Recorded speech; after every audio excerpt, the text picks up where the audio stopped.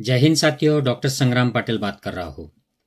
साथियों, आजकल हमारे देश में सोशल मीडिया पर और मेन जो मीडिया है जिसे आजकल हम गोदी मीडिया के नाम से जानते हैं, इसमें एक ही बात की चर्चा चल रही है और आप देख सकते हो इस इमेज में क्या चर्चा चल रहा है। और अगर आप वेस्टर्न कंट्रीज की बात देखें, यहाँ तक कि भारत की जो हमारी स्पेस ऑर्गेनाइजेशन है इसकी भी बात करें तो इनमें कुछ अलग सा माहौल है। आज चांद पर लोग अपने स्पेसक्राफ्ट्स को भेज रहे हैं और जल्दी ही चांद पर एक टूरिज्म इंडस्ट्री डेवलप हो जाएगा। यहाँ से चांद की ऑर्बिट में, मून के ऑर्बिट में और मून पर लोग जाया करेंगे। तो ये कब शुरू हुआ सिलसिला? 1969 में, जब अपोलो 11 मिशन से अमेरिका की जो नासा है उन्होंने पहली बार चांद के सरफेस पर लोगों को उतारा।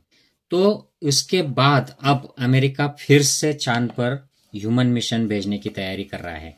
तो इस साल काफी कुछ होने वाला है स्पेस जो सेक्शन है इसमें।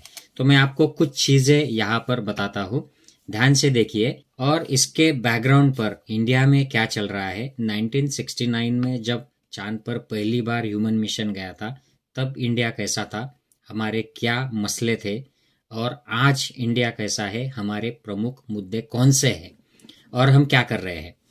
तो नासा इस साल 31 मई को, इस महीने के आखिर में, एक कैपस्टोन करके एक एक्सपेरिमेंटल मिशन भेज रहा है। और ये इसलिए भेजेगा कि चांद के जो ऑर्बिट है और यहाँ पे जो स्पेसक्राफ्ट जाएंगे, इसको स्टेबलाइज करने के लिए जो स्टडी करना होता है, इसके लिए जो तैयारियां करनी होती है, उसके लिए ये जाएगा। फिर जुलाई में रशिया का लूना 25 ये मिशन जाने वाला है चांद पर और ये साउथ पोल के यहाँ पर जाएगा। फिर अगस्त 22 में साउथ कोरिया का लूनर पाथफाइंडर लूनर ऑर्बिटर जाएगा और ये जो चांद का सरफेस है उसका मैप बनाने में और वहाँ पे क्या क्या रिसोर्सेस है इसका सर्वे करेगा। और इसी महीने में, अगस्त के महीने में ही, हमारा इंडिया का चांद्रयान 3 ये जो मिशन है इसका भी प्लानिंग है कि चांद के सरफेस पर इसको उतारना है। क्योंकि 2019 में चांद्रयान 2 हमारा मिशन जो है ये पूरी तरह कामयाब नहीं हो पाया था, तो इसमें कुछ करेक्शंस करके अब ये मिशंस इंडिया भी भेज रहा है। अक्टूबर में इस साल जापान का प्राइवेट स्पेसशिप जाने वाला है, उसका नाम है होक्यूटो आर मिशन और ये यूएई के भी इसके साथ में कुछ रोवर्स साथ में लेके जाएगा। तो ये प्राइवेट मिशन होगा।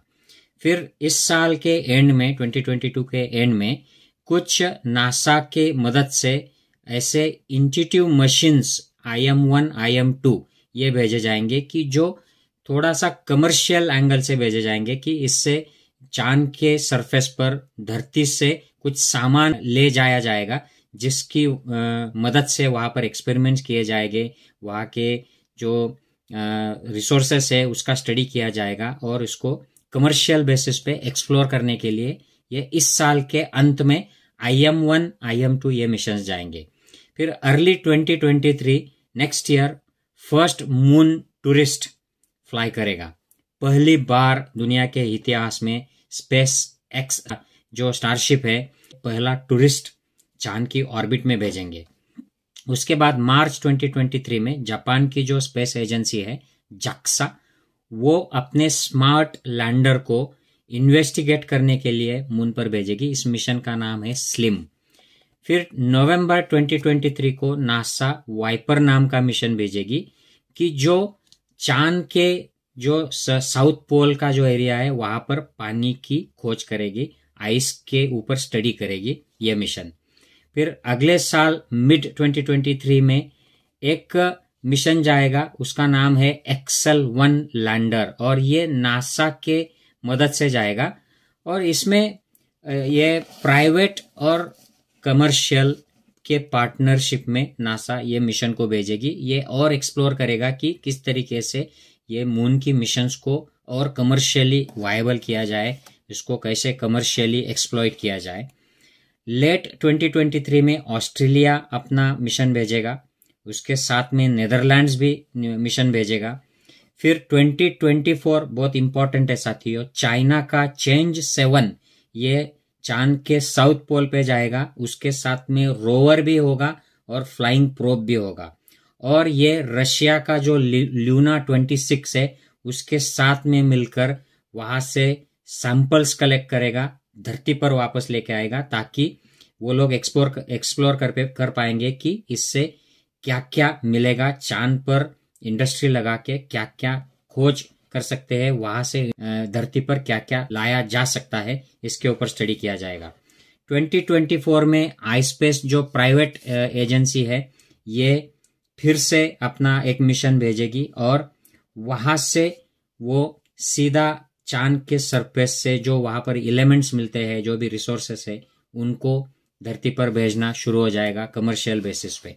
फिर 2026 इज वेरी इंपॉर्टेंट। नासा बहुत सालों के बाद 1969 से 72 तक उन्होंने 12 लोगों को उस वक्त भेजा था और उसके बाद में अब नासा 2026 में ह्यूमन मिशन भेजेगी। इसमें एक माइनॉरिटी कम्युनिटी की फीमेल जाने वाली है एस्ट्रोनॉट बन के, माइनॉरिटी एथनिसिटी की। 2027 में चाइना का चेंज 8 जाएगा और ये फिर से साउथ पोल पे जाएगा और वहां के रिसोर्सेस को सीधा धरती पर यूज करना शुरू कर देगा and it will be done first as a 3D printing format. और इस तरीके से चांद के ऊपर जो रिसोर्सेस है, वहां के जो मिनरल्स है, जो भी वहां का खनिज है, उसको धरती पर इस्तेमाल करना चाइना शुरू करेगा 2027 में। 2030 में वहां पर एक जैसे इंटरनेशनल स्पेस स्टेशन है धरती के ऑर्बिट में, वैसे चांद के ऑर्बिट में एक इंटरनेशनल स्पेस स्टेशन तैयार होगा जहां पर लोग जाएंगे और महीनों महीनों तक एस्ट्रोनॉट्स रह सकते हैं, एक्सपेरिमेंट कर सकते हैं। अभी 2030 में लोग ऑर्बिट में रहेंगे चांद के। 2035 में लोग चांद के सरफेस पर कॉलोनी बनाकर रहना शुरू कर देंगे। तो कुछ दिन, कुछ हफ्ते, महीने वहां पर जाकर वो वापस लौट आएंगे ऑर्बिट में। तो ऐसे 2035 में शुरू होगा। 2040 में ल्यूनर इंडस्ट्री शुरू हो जाएगी। तो वहां पर लोग अपने मशीन्स उतार कर ह्यूमन बीइंग वहां पर खोदना शुरू कर देंगे और माइनिंग शुरू करेंगे और वहां से सामान धरती पर भेजेंगे जो भी उनको मिलेगा। इसमें खास करके हेलियम जो है इसका इसमें ज्यादा इंटरेस्ट है सारे लोगों को, क्योंकि इससे हेलियम से रेडीमेड एनर्जी मिलेगी। जो आजकल जो कोयला खत्म हो रहा है और फ्यूल, डीजल, पेट्रोल खत्म होने जा रहा है और उसकी वजह से पोल्यूशन बढ़ रहा है, तो ये helium more pure form of energy रहेगी। इसको सीधा चांद से धरती पर लाने की कोशिश की जाएगी। ये 2040 में होगा। और 2050 में मून पर परमानेंट बेस तैयार हो जाएगा। जैसे लोग इंडिया से चाइना यूएस माइग्रेट होते हैं, ऑस्ट्रेलिया माइग्रेट होते हैं, अमेरिकन लोग यूरोप में माइग्रेट होते हैं और वहां पर बस जाते हैं, उसी तरह लोग धरती से चांद पर माइग्रेट होंगे और वहां पर बसना शुरू हो जाएंगे।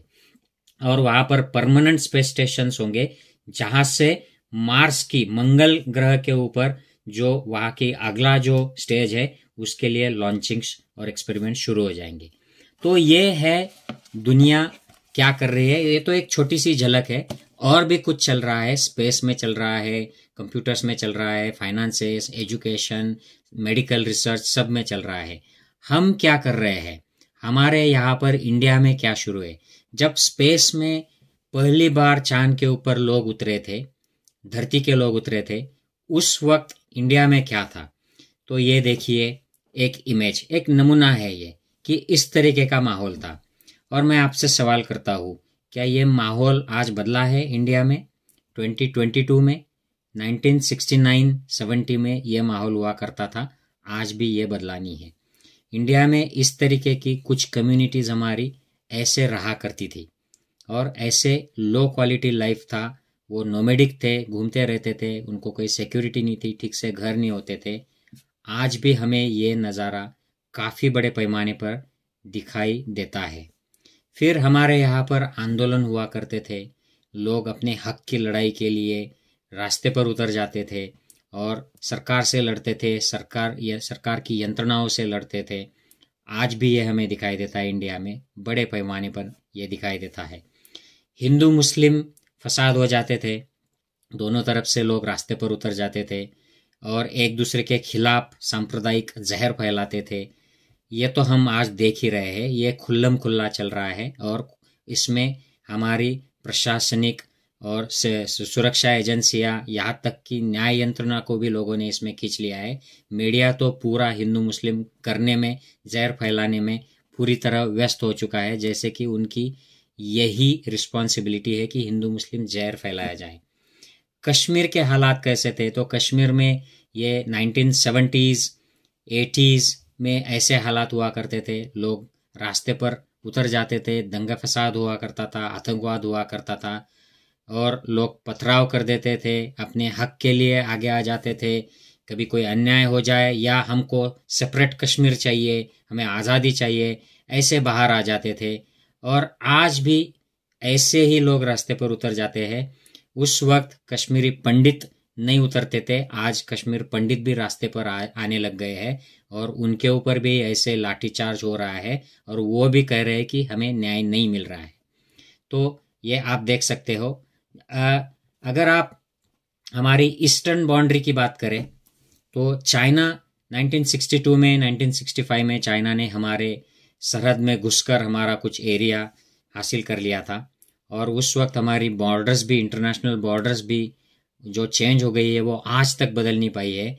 चाइना ने जो उस वक्त किया था वो तो हम बदल ही नहीं पाए हैं, हमारे वापस नहीं ले पाए हैं एरियाज, लेकिन आज चाइना फिर से हमारे बॉर्डर्स में घुस गया है। उस वक्त की हमारी सरकार चाइना से खुले सामने आकर लड़ती थी, उनके खिलाफ इंटरनेशनल लेवल पर आवाज उठाती थी, उनके खिलाफ उनका धिक्कार करती थी। आज की सरकार तो वो कर भी नहीं पाती है। हमारे प्राइम मिनिस्टर एक लफ्ज भी खुले से चाइना के खिलाफ नहीं बोल पाते हैं। उस वक्त 1969-70s में इलेक्ट्रिसिटी की शॉर्टेज होती थी। आज भी हम उसी हालत में हैं। आज भी देश में इलेक्ट्रिसिटी की शॉर्टेज है, किसानों को इलेक्ट्रिसिटी नहीं मिलती है, उनको रात को अपने जो इलेक्ट्रिक पंप है उनको शुरू करने के लिए जाना पड़ता है, इससे बहुत हादसे हो जाते हैं, किसान मर जाते हैं। आज भी कुछ हालात इतने बदले नहीं हैं। उस वक्त लोग माल न्यूट्रिशन से जूझ रहे थे सोसाइटी।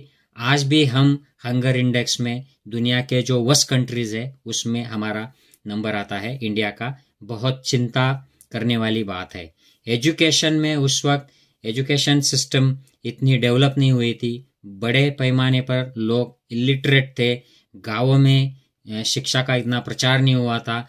आज शिक्षा का प्रचार हुआ है लेकिन शिक्षा सब प्राइवेटाइज हो रही है, सब इनइक्वालिटी डेवलप हो रही है। जो रिच है उनको अच्छे क्वालिटी की private education, central board education मिल रहा है, वो फॉरेन जाते हैं, फॉरेन के यूनिवर्सिटीज में वो पढ़ते हैं, और गरीब के बच्चे जो जिन स्कूलों में पढ़ते हैं सरकारी स्कूल, ये ज़्यादातर स्टेट्स में इनके हाल बहुत बुरे हैं, कुछ स्टेट्स अगर हमने छोड़ दिए तो। बेरोजगारी बहुत ज़्यादा थी 1960s में और 70s में। आज तो हम बेरोजगारी के सारे आंकड़े तोड़ चुके हैं, maximum amount of unemployment in last 40 to 50 years। उस वक्त मानसून में बहुत ज़्यादा बारिश अगर हो गई तो फ्लड्स आ जाते थे, लोग रास्ते पर आ जाते थे, बह जाते थे, लोगों की प्रॉपर्टीज बह जाती थी, लोग मर जाते थे। और आज भी हमारे यहाँ पर बिहार में, नॉर्थ ईस्ट में, आसाम में और अलग अलग जो सदर्न पार्ट के स्टेट्स है उनमें भी ऐसे ही फ्लड्स आते हैं, उनका कोई ठीक से मैनेजमेंट नहीं होता है, लोग रास्ते पर आ जाते हैं। मुंबई में फ्लड्स आ जाते हैं, चेन्नई में फ्लड्स आ जाते हैं और लोग मर जाते हैं, प्रॉपर्टीज उनके बर्बाद हो जाती है। आज भी ये हम देखते हैं। उस वक्त हेल्थ सिस्टम इतना डेवलप नहीं था। Indian government health system vaccination, basic sanitation पे काम कुछ कर पाता था। आज भी हमने देखा कि कोरोना के काल में हमारा हेल्थ सिस्टम इतना बैडली प्रिपेयर था कि आज हमारे 40 से 50 लाख लोग कोरोना में मर गए, ऐसा WHO और इंटरनेशनल संस्थाओं का दावा है। कोरोना के काल में लोगों को सुविधा न मिलने की वजह से, ऑक्सीजन या बेड या इंटेंसिव केयर की सुविधा न मिलने की वजह से लोग रास्ते पर मर गए, घर पर मर गए और लोगों के बुरे हाल हुए। तो हेल्थ सिस्टम में भी in comparison to what western health systems have evolve developed, हमने कुछ ज़्यादा अचीव नहीं किया है। प्राइवेट हेल्थ सिस्टम हमारा काफ़ी अच्छा डेवलप हुआ है, लेकिन गवर्नमेंट सिस्टम हमारा कुछ लोक संख्या के हिसाब से कुछ डेवलप नहीं हुआ है। हम इलेक्टोरल सिस्टम की अगर बात करें, उस वक्त भी लोगों में कुछ ज़्यादा अवेयरनेस नहीं था अपने कास्ट के लिए या अपने रिलीजन के किसी आदमी के लिए या कोई पार्टी के बड़े लीडर के प्रभाव में वोटिंग कर देते।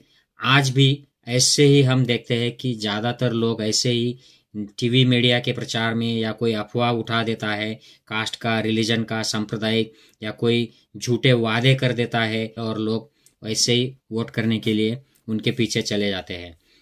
1960s और 70s में ये गुरु बाबा लोगों का बड़ा माहौल था और बड़े बड़े स्कैंडल्स भी हो गए उस वक्त। और आज भी हम यही देखते हैं कि ये गुरु बाबा माहौल आज भी है और इनके भी बड़े बड़े स्कैंडल सामने आ जाते हैं। यहाँ तक कि ये लोग एक्टिवली पॉलिटिक्स में भी बोल देते हैं, पॉलिटिकल पार्टीज को सपोर्ट या विरोध कर देते हैं। और इसमें इनमें से बहुत सारे बाबा कमर्शियल बेसिस पे सब का उनका कारोबार करते हैं। उस वक्त भी 1960s-70s में वही होता था। लोग, ये बाबा लोग कमर्शियल हुआ करते थे, स्कैंडल्स किया करते थे, ये सेक्सुअल असॉल्ट यहाँ तक के उनके ऊपर आरोप हुए हैं। जातीयवाद था, कास्ट के बेसिस पे लोगों में डिफरेंशिएट किया जाता था, कास्ट के बेसिस पे लोग काम किया करते थे। ये भी परिस्थिति बहुत सारी बदली नहीं है। हालांकि एम्प्लॉयमेंट थोड़ा सा बदल गया है लोगों का, लेकिन आज भी हम जमीनी स्तर पर जो देखते हैं, जो काम क्षुद्र अस्पृश्य लोग किया करते थे, आज वो काम उसी जाति के लोग करते हैं। और हम ये भी देखते हैं कि अस्पृश्य शूद्रों पर अन्याय होता है, माइनॉरिटीज पर अन्याय होता है, उनकी लड़कियों के रेप कर दिए जाते हैं और आवाज नहीं उठनी चाहिए, आवाज दबाने के लिए रात को उनके शवों को जला दिया जाता है पुलिस के नियंत्रण में। ये आज भी हम देखते हैं। उस जमाने में भी ये हुआ करता था। आज सोशल मीडिया ज़्यादा एक्टिव है, मीडिया का प्रसार हो गया है, तो ये बात खुलकर सामने आ जाती है। उस वक्त ये बातें इतनी सामने नहीं आती थी। तो thanks to social media mainly. उस वक्त हम बड़ी अंधश्रद्धा पालते थे, हमारे पूर्वज या हम में से जो भी बच्चे थे वो, और कर्मकांड करते थे। हमारे जो रिसोर्सेस है लिमिटेड, वो भी वेस्ट कर देते थे काफ़ी सारे कर्मकांडों में। आज भी साथियों हम यही देखते हैं, यही चलता है। उस वक्त बाबरी मस्जिद इंटैक्ट थी, लेकिन बाबरी मस्जिद का मामला जो था, मसला था, ये कोर्ट में था और उसकी वजह से तनाव हुआ करता था। काफ़ी सारे एरियाज में हिंदू मुस्लिम फसाद हुआ करते थे और कोई फेस्टिवल आ जाए तो उसके बहाने लोग एक दूसरे के खिलाफ रास्ते पर उतर जाते थे। फिर 1990s में आरएसएस और उनके जो संगठन है बीजेपी एंड अदर्स, इन्होंने एक आंदोलन चलाया और इसमें एक क्रिमिनल एक्टिविटी की और बाबरी मस्जिद को गिरा दिया। आज मैं फिर से आपको याद दिला देता हूँ कि कुछ ही सालों में, आने वाले 3, 4, 5 सालों में चांद पर लोग रहने के लिए जाने वाले हैं। और हम आज क्या कर रहे हैं, तो हम आज भी मंदिर और मस्जिद के नाम से झगड़ रहे हैं। और लोग जब चांद के ऊपर खुदाई करके माइनिंग करने की बात कर रहे हैं, हम लोग बात कर रहे हैं कि मस्जिदों को खोदा जाए, ताजमहलों को खोदा जाए, कुतुब मीनार को खोदा जाए, उसके नीचे क्या पिंड है या शिवलिंग है या मूर्तियां है, ऐसी हम खोज कर रहे हैं। और दुनिया चांद के ऊपर खुदाई करके वहां से मिनरल्स, हीलियम लाने की बात कर रही है और हमें पीछे ले जाया जा रहा है। तो साथियों, ये जो कंपैरिजन है, 1969 में इंडिया कहा था, आज 2022 में इंडिया कहा है, दुनिया कहाँ गई है, दुनिया क्या सोच रही है और हम इंडियंस क्या कर रहे हैं। हमारी सरकार, हमारा मीडिया, हमारे पॉलिटिकल और ये जो सांप्रदायिक संगठन है, ये हमें कहाँ ले जा रहे हैं। इन्होंने हमें कैसी बैकवर्ड स्थिति में रखा है। इसको अब 1969 के बाद अब 50 साल हो गए हैं, फिर भी हम वही के वही रुके हुए हैं। दुनिया चांद और मंगल पर जाने की, वहां पर कॉलोनीज बनाने की प्लानिंग कर रही है और हम आपस में संप्रदाय के नाम पर लड़ रहे हैं, क्योंकि इससे किसी पॉलिटिकल पार्टी को फायदा होता है, उनको सत्ता में बने रहने के लिए इससे मदद होती है। इसलिए हमारा मीडिया काम कर रहा है, इसलिए हमारा प्रशासन वही काम कर रहा है उनका, यहाँ तक कि हमारी सिक्योरिटी और कुछ मामलों में न्याय व्यवस्था भी इन लोगों का साथ देती दिखाई दे रही है। I hope this video makes sense. अगर आप इस बात से सहमत हो तो उसे ज़्यादा से ज़्यादा शेयर कीजिए। जय हिंद साथियों।